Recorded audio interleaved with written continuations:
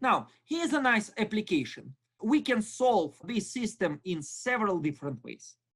But here is a nice way of solving this system. Let us use inverse of matrix. So, step one, observe that this system can be rewritten in a matrix form. Ax is equal to b, where A is this, x is this, b is this. Next, observe that matrix A is invertible because its determinant 1 times 4 minus negative 2, which is 6. Its determinant is not equal to 0. So, matrix A is invertible. Let us multiply both sides of this equation by A inverse. Now, please take a look at the left-hand side. Let me remind you that matrices do enjoy associativity, and therefore, what is written here can be rewritten as A inverse times A times X. Then, by definition of inverse, A inverse times A is I. And by the main property of I times X is X. Conclusion, the left-hand side is X. The right-hand side is A inverse B. Done. Here is an explicit formula for the solution of the system. You can say, well, can we use this formula always? Well, unfortunately, no. Because, number one, observe that we can use this formula only if A is n by n matrix. In other words, we can use this formula only if the number of variables is equal to the number of equations. But this is not enough. It is not enough to have a square matrix.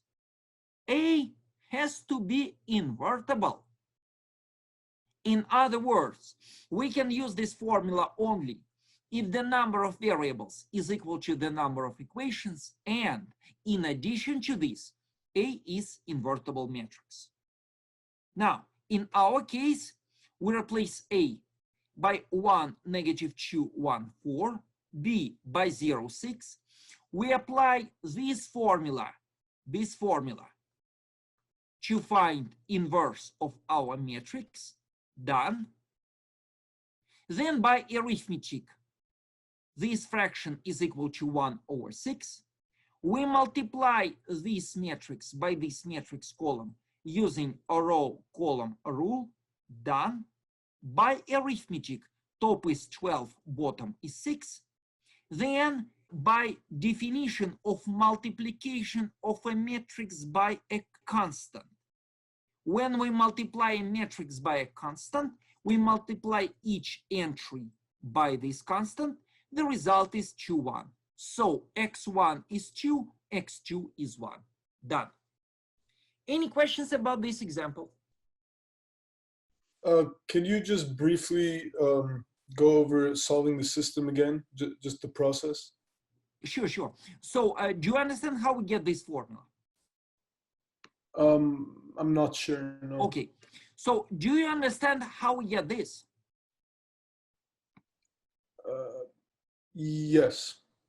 You understand? So we just rewrite the system in a matrix form. Are we good? Yeah.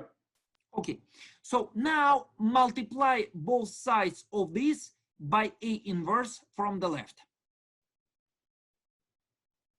Are we good here? Yeah. Okay, next. So let us copy the left-hand side. It's over here. By associativity, we can move these parentheses to the left. By definition of inverse, A inverse times A is I. And by the main property of I times X is X. Conclusion, the left-hand side is X. This is how we come up with this formula. Okay, that makes sense. Okay, next, let us replace B by what is given. Done. Let us replace A by what is given. Done. Step 1, find inverse of this matrix. We apply this formula, this one. So here is our formula. Then by arithmetic, bottom is 6. Then we multiply this matrix by this matrix column, done. We do arithmetic. We move the constant inside, and the solution follows. X1 is 2, X2 is 1. Was it too fast? No, that makes sense. Thank you. Sure.